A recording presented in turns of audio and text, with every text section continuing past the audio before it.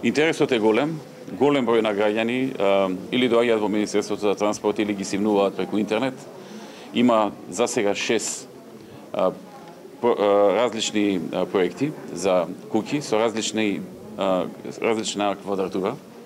Меѓутоа, како што знаете, министерот за транспорт неодамна објави дека ќе се направат најмалку уште толку, а според неговите намери и повеќе.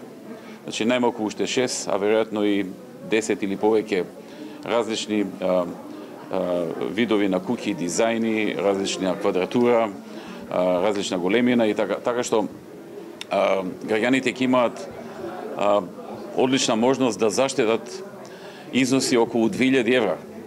Оние кои што ги немаат, секако оние кои што има пари да се нарача проект, ќе нарача по сопствена желба, каде што секој квадрат, секој катче ќе биде од него одобрен или предложен на архитектот или на некој начин во 100% склад со неговите желби.